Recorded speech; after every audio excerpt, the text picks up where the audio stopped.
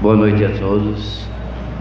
Que o amor inefável do Mestre Jesus possa balsamizar nossos corações nesta noite, permitindo que todos nós, emanados nesse sentimento enviado pelo Cristo, possamos aqui, diante desta espiritualidade amiga, maravilhosa, que nos acolhe, recebermos da inteligência suprema do universo os bálsamos de amor e de paz. Para a nossa reflexão desta noite, eu trouxe uma mensagem de Bezerra de Menezes, através de Divaldo Franco, que nos diz o seguinte: filhos da alma, vivemos muitos dias difíceis, de agitação, de conflitos, de confrontos, dias de incertezas, de vitórias e de desalentos. Mas Jesus teve a ocasião de dizer-nos: no mundo só tereis aflições, mas eu venci o mundo. Ele não nos pede que abandonemos o mundo, alienando-nos ou encarcerando-nos longe dos desafios existenciais. Propõe-nos que vivamos no mundo exemplificando a sua lição superior de misericórdia, sem nos permitirmos perder o senso direcional que nos leva até Ele, não nos facultando divergigar no momento da eleição do que devemos fazer, pela opção que nos cabe escolher. O Mestre, ontem, como odiornamente, espera, meus filhos, que cada qual cumpra com o seu dever, e o nosso dever é amar, amar e amar sempre, até a exaustão. Se alguém necessita de uma diretriz na vida, tome amor como vínculo entre si, e ele verá que o amor jamais o defraudará. Se alguém não sabe como equacionar um problema, pergunte ao amor, e o amor lhe dirá que a melhor equação é não prejudicar o próximo. Se alguém estiver desfalecente na luta, a ponto de abandoná-la, convide-o a amar, e o amor ergue-lo-á aos píncaros da plenitude. Ser cristão é fácil, pois o único requisito exigido é amar, fazendo ao próximo tudo quanto gostaria que fosse feito a ti mesmo. Ide, portanto, filhos amados, ensemeando a esperança, levando ao pádulo divino as almas que têm fome de justiça e de verdade. Amai-vos, vestindo a couraça da fé, utilizando-vos dos instrumentos da compaixão e da misericórdia, para que as vossas mãos enriqueçam-se de caridade, de amor, e que haja o que houver, não temais o mal na maravilhosa execução do bem.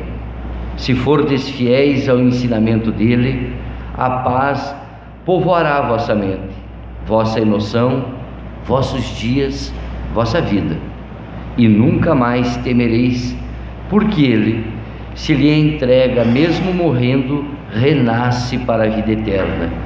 E depois, que o Senhor de bênçãos vos abençoe, e que sua paz dúlcida e misericordiosa penetre-vos hoje, amanhã e sempre.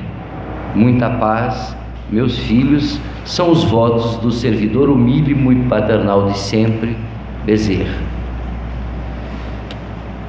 Eu gostaria de agradecer, antes de iniciarmos, a oportunidade de estar nesta seara de luz pela primeira vez, a mentora desta casa, aos mentores, aos espíritos amigos e iluminados que estão aqui, e ao meu mentor, mas antes e acima de tudo, a Jesus, que nos permite estarmos reunidos em nome do amor, para junto compartilharmos desta energia maravilhosa que Ele envia até nós através de seus mensageiros, e a minha amiga Maria, pelo convite. Maria, eternamente estará entalhada no meu coração. Pois bem, irmãos, o ano era 1942. Numa pequena vila no interior da Polônia,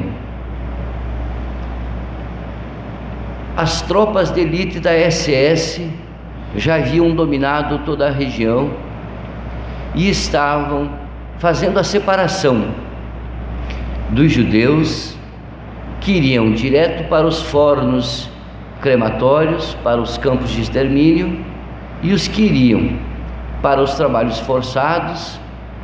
Haja visto que naquele momento a Alemanha nazista estava a todo vapor na construção das estradas de ferro que levariam então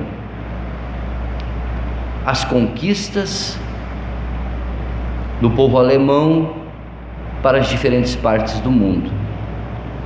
Nesta vila, uma família, 3 pessoas, a esposa, o esposo e um filhinho de 2 anos. Quando ela foi invadida pelos soldados da SS, primeiramente levaram o homem, o marido, que foi escolhido para ir direto para os fornos crematórios.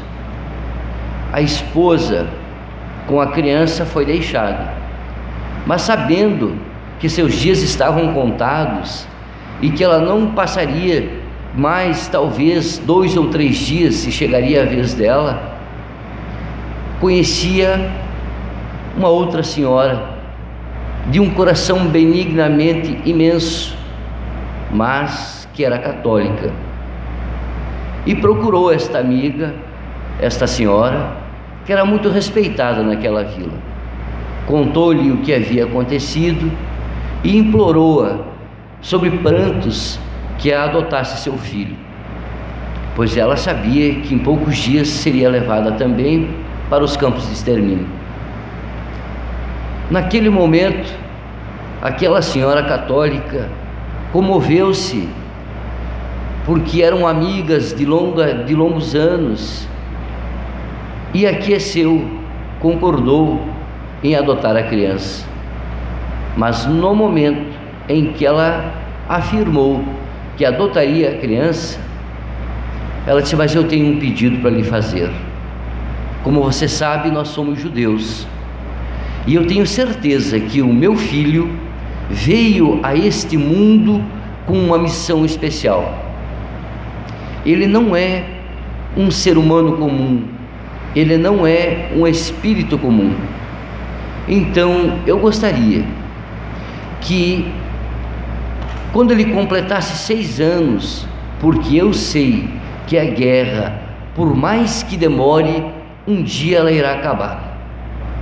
Então, quando a guerra acabar e meu filho já tiver completado 6 anos, eu gostaria que você o enviasse para Israel, para que lá ele fizesse seu bautismo, porque eu sei que a sua missão é grandiosa no mundo judeu.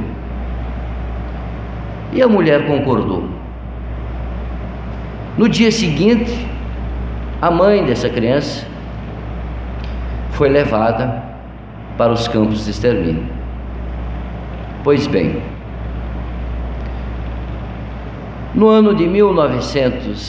nos anos 90, quando já em estágio final de sua vida, o Papa João Paulo II recebeu do governo de Israel uma solicitação para que ele concedesse uma audiência com alguns dos rabinos que gostariam de vê-lo, já que João Paulo II havia visitado todos os países com um numeroso povo judeu e também Israel. E ele concordou.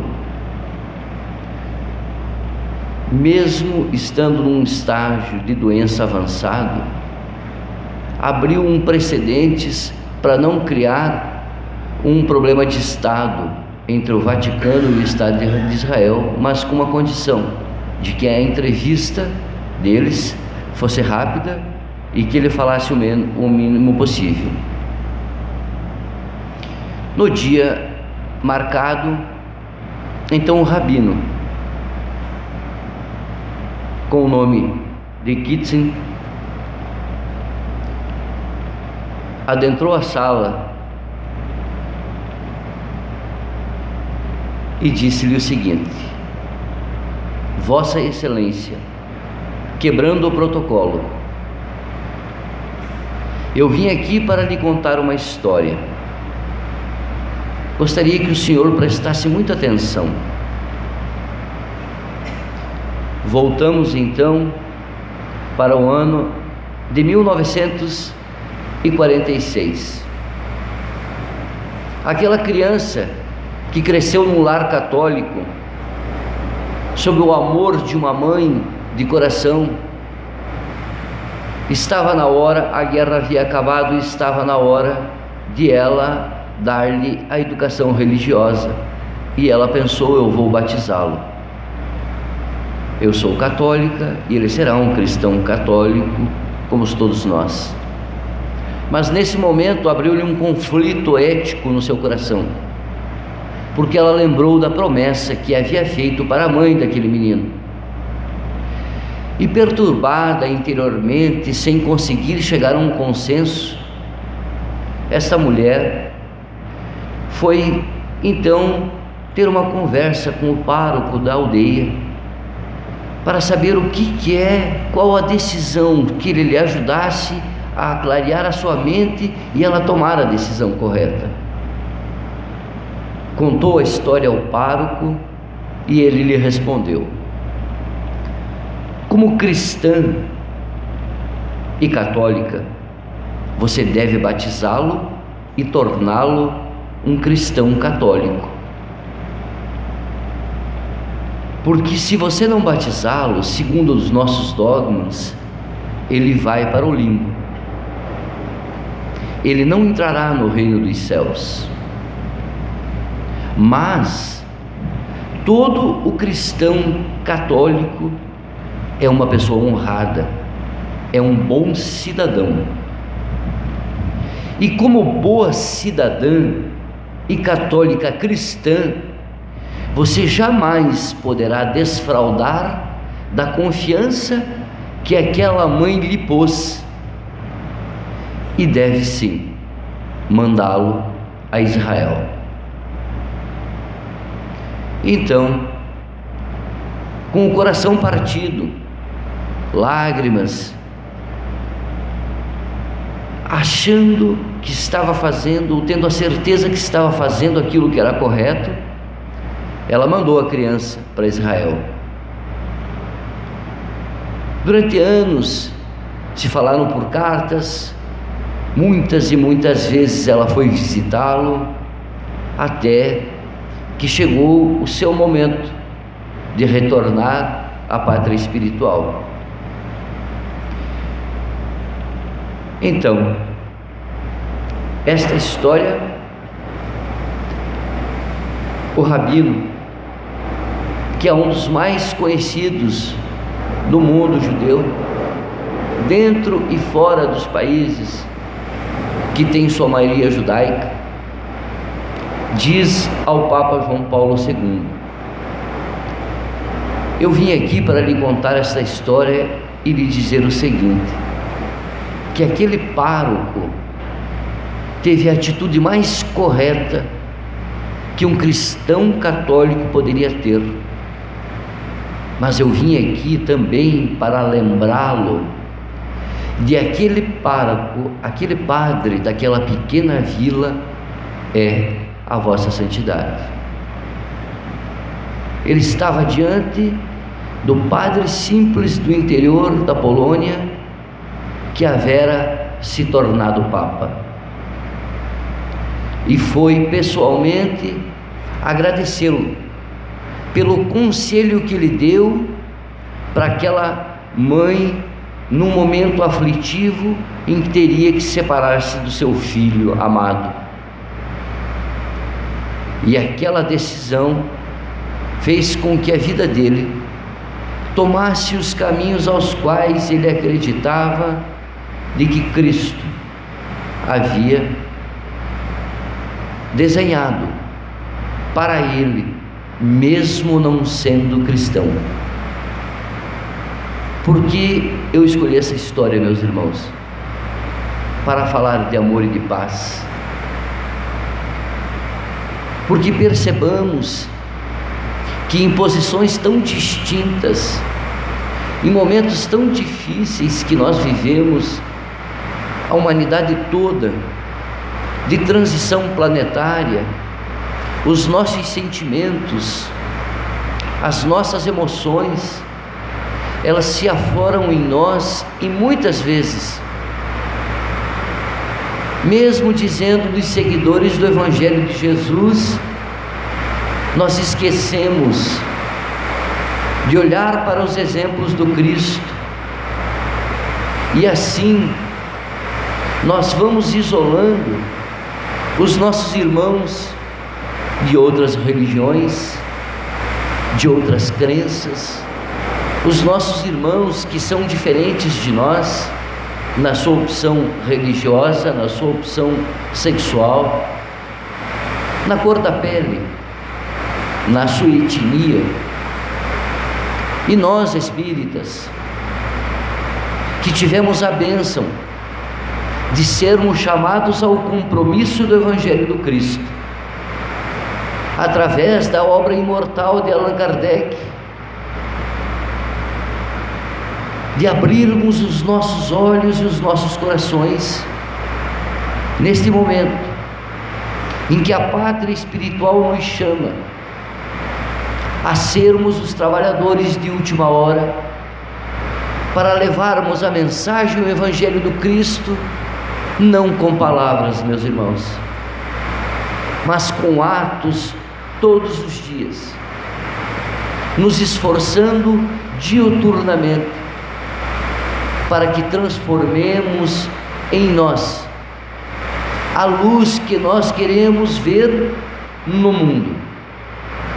Sonhamos, desejamos, pedimos, queremos um mundo melhor, queremos um mundo sem guerras, queremos um mundo sem violência. Mas o que fizemos nós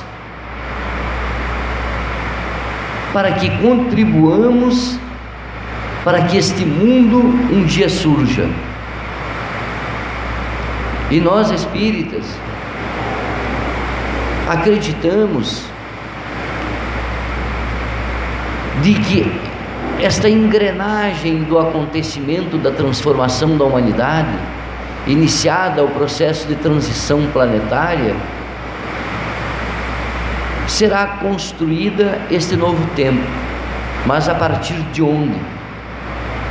Muitos de nós ainda acreditam de que virão anjos e que transformarão o mundo da noite para o dia em um mundo melhor.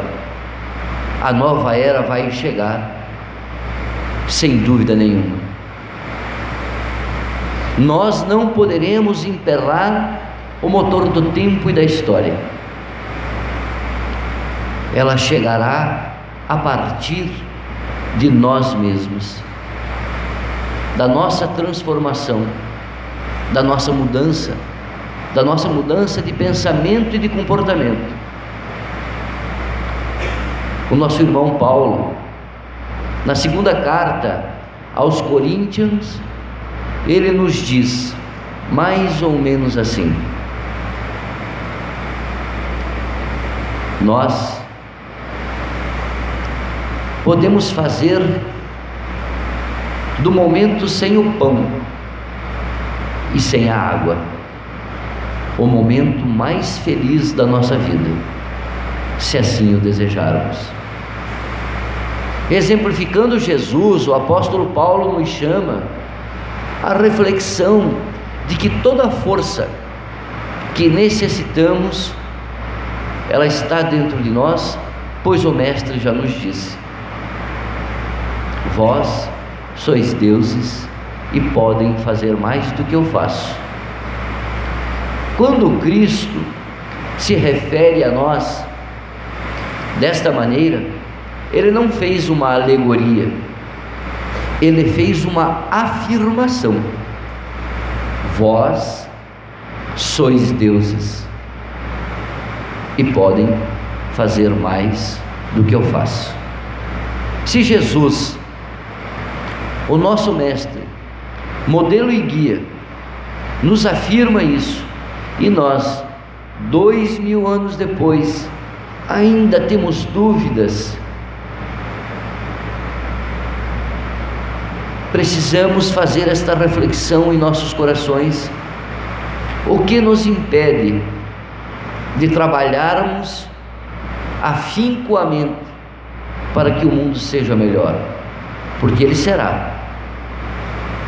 A nova era vai acontecer, queiramos nós ou não. Mas esse tempo de espera depende da nossa velocidade e da nossa vontade de transformação. No movimento espírita a gente ouve muito da chegada dos milhares de irmãos todos os dias ao nosso planeta, encarnando, que vêm espíritos melhorados para nos auxiliarem, observem, nos auxiliarem no processo de transformação. Eles não vêm fazer a transformação por nós, eles não farão aquilo que nós temos que fazer, porque palavras, tribunas, palestras, vídeos, mensagens emocionantes, orações emocionantes, todos nós podemos fazer. Exemplificar o Cristo todos os dias, como nos diz o querido Francisco de Assis: espalhe a doutrina de Jesus todos os dias e só fale quando for necessário. Exemplifique todos os dias. Todos os dias busque a transformação dentro de si. Quando nós nos conformamos, e este momento meio apático que vivemos, a gente percebe isso, que as pessoas se conformaram com os mendigos na rua, se conformaram com as pessoas sem casa, se conformaram com as pessoas sem teto, se conformaram com as pessoas sem terra, se conformaram com as pessoas sem alimentos. Na nossa cidade, Florianópolis, do local onde eu trabalho, a diferença é gritante em menos de um ano. A praça diante da empresa onde eu trabalho virou dormitório de irmãos que estão nas ruas. E várias vezes eu parei para observar os transeuntes da rua. As pessoas passam como se aquelas pessoas que estão ali fossem coisas que estão incomodando. Eu vi empresários pedirem que a polícia tomasse providência, porque ficava feio na frente de suas empresas aquelas pessoas dormindo, morando nos bancos daquela praça, embaixo das árvores daquela rua. Parece que nós nos acostumamos. Mas aí você poderia me perguntar: Giovanni, vamos abraçar essas pessoas todas e levar para as nossas casas? Se necessário fosse. Mas nos lembremos de Jesus novamente: vós sois deuses e podem fazer muito mais do que eu faço. quando nós tomarmos consciência de que o nosso psiquismo está totalmente relacionado com a psicosfera do nosso planeta, nós nos controlaríamos mais em emitir pensamentos negativos. Nós teríamos um autocontrole maior sobre nós mesmos para emitirmos sentimentos negativos.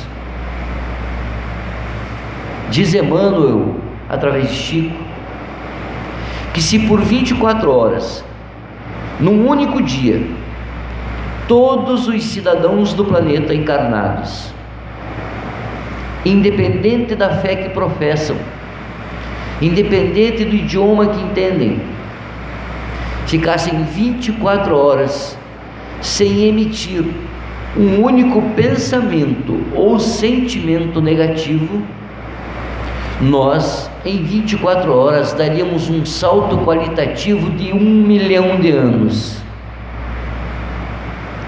Nós deitaríamos em nossas camas para o sono da noite e acordaríamos no outro dia como se tivéssemos feito uma viagem no tempo.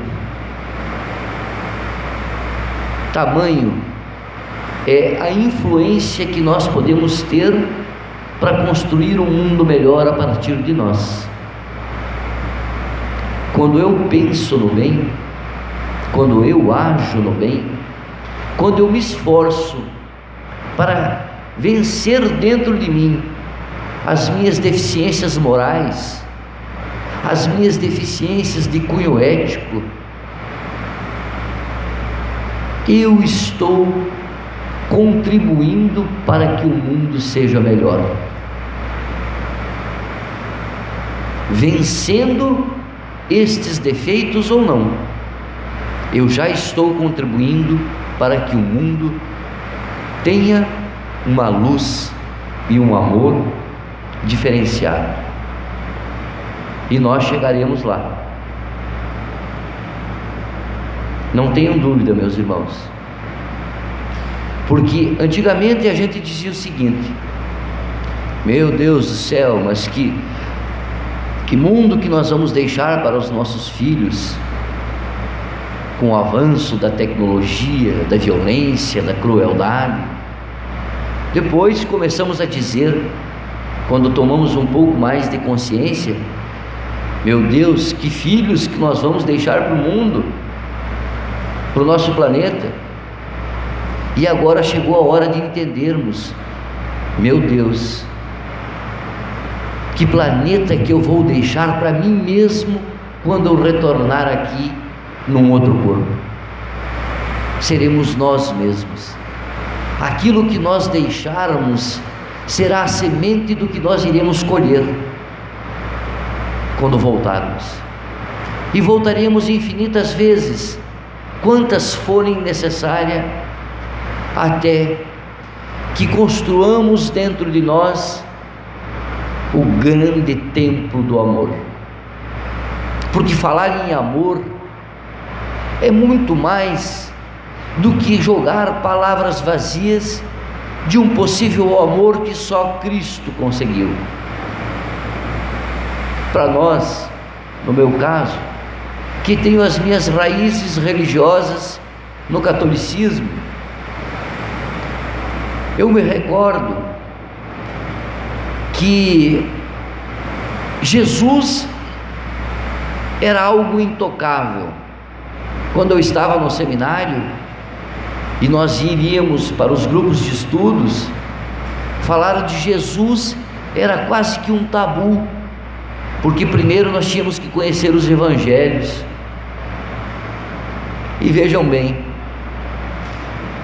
a igreja mãe, e não no sentido pejorativo, me perdoem os irmãos que têm as suas origens lá no catolicismo, colocou Jesus lá no alto e Deus mais longe ainda, que é para nós não podermos alcançar, para que nós continuemos a achar, talvez por mais 2, 3, 4, 5 mil anos, de que, meu Deus, eu nunca vou ser Jesus.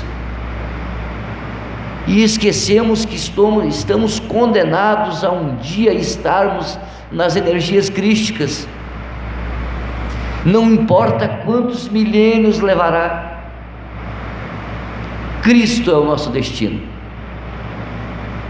Jesus é o nosso ponto de chegada, este é o nosso objetivo.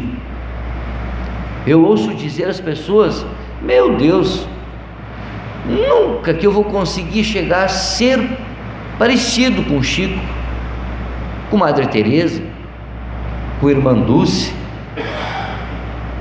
com tantos desses heróis, desses grandes espíritos, que mesmo em religiões diferentes, Jesus nos permitiu ter entre nós, para que vivamos e vejamos no exemplo de cada um. Esse sentimento que está dentro de nós é ainda o restante das sombras e do atavismo que nos prendeu durante milênios às baixas correntes de vibração negativa. E isso nos faz crer que é muito difícil ficar parecido com Jesus, que é muito parecido, é muito difícil, nós nunca conseguiremos sequer nos parecer com Chico Xavier, com São Francisco de Assis. Ora, meus irmãos, se nós achamos que jamais conseguiremos nos aproximar, há algo errado dentro de nós, e uma avaliação muito profundamente errada sobre o que somos. Se reconhecemos que somos filhos da criação, da inteligência suprema do universo, que somos seres imortais, viajores do tempo, e não cremos de que nós podemos nos transformar e transformar o mundo, porque achamos ainda, vejam irmãos, ainda, porque daqui a um tempo já não acharemos mais, que não é possível, mas é possível. E é possível, sabe como? Amar, amar, amar, até doer. Muitas das vezes, no centro espírita, na comunidade em que vivemos, na nossa família, que é o primeiro teste, é o nosso primeiro teste quando chegamos, é onde vamos desenvolver as nossas potencialidades, os nossos reencontros, os nossos acertos com aqueles aos quais já tivemos muitas outras vezes, em outras oportunidades encarnatórias, e estamos novamente no nosso lar, na nossa família. Este é o primeiro local aonde iremos iniciar o nosso processo de transformação, de aceitação, de entendimento. Aceitar o outro como ele é e não tentar mudá-lo, porque mudar é um exercício pessoal de cada um. E aí a gente diz: olha, eu adoro a Maria, mas se a Maria fosse diferente, eu gostaria mais. Não, meus irmãos, o amor de verdade, o amor incondicional que o Cristo veio nos ensinar, é amar exatamente como a pessoa é. Amar a natureza, amar os animais, amar o planeta. Porque se nós ainda não aprendemos de que o amor é um só, não existem amores diferentes, estamos começando a aprender aquilo que é o de fundamental, que não é diferente o amor de mãe e filho, de marido e mulher, de irmãos, não é diferente, como nós aprendemos até hoje. O amor é um só. O que difere são as relações aos quais nós estamos ligados a essas pessoas. Porque quando amamos verdadeiramente, não importa a cor da sua pele, a sua posição social, a sua profissão, a sua função. Para que nós possamos ter a paz que tanto sonhamos, não a conheceremos se não aprendermos a amar. E amar, meus irmãos, começa por amarmos a nós mesmos. Não é egoísmo, não. O Mestre Jesus já nos disse isso. Amarás ao teu irmão como a ti mesmo. Então, se eu aprendo a me amar, se eu aprendo a me respeitar, se eu aprendo a saber quem eu sou de verdade, sem máscaras, sem fingimentos, que é difícil, eu começo a me conhecer e a me entender como filho de Jesus, como irmão de Jesus e filho da criação. E aí eu começo a entender ao meu irmão que está do meu lado, eu começo a entender aqueles que me ladeiam e aqueles que comigo estão nesse processo de caminhada em direção a um mundo melhor. Portanto, meus irmãos, tenhamos claro em nossos corações: nenhum milagre irá acontecer se este milagre não nascer dentro de nós, a partir de nós. Aquilo que nós queremos para a sociedade e para o mundo irá acontecer um dia, não tenham dúvida, mas irá acontecer primeiro dentro de cada um de nós, para que a partir daí se expanda para a cidade que vivemos, para o país que vivemos, para o planeta que vivemos. Porque a transformação, ela não acontece apenas porque nós simplesmente desejamos que ela aconteça e que o mundo seja diferente. A mensagem desta tarde que eu trago a vocês é para que pensemos todos que estamos com um tesouro nas mãos, das vozes que se levantaram dos túmulos, desses espíritos abnegados que nos auxiliam, que tentam nos conduzir, nos intuir, porque não podem interferir no nosso livre-arbítrio, e nem seria justo, mas que nós tenhamos certeza que estamos num caminho que não tem mais volta. Estamos andando na marcha da transformação em nome do amor, e Jesus, que é o nosso mestre, está no comando. Creiamos nós ou não, duvidemos nós ou não. Que a paz que o Cristo nos ensinou possa estar no coração de cada um de nós nesta noite e levar-nos deste encontro a certeza de que na sua infinita misericórdia todos nós somos merecedores de estarmos aqui. Obrigado.